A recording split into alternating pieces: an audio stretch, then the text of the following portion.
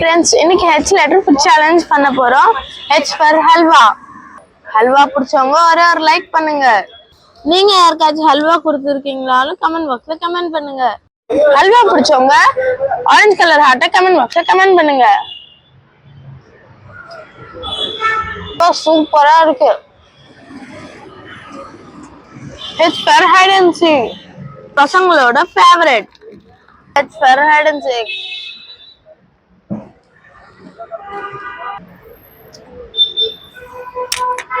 पर हनी केक எவ்வளோ ஜூஸியா கிரீமியா இருக்கு பாருங்க.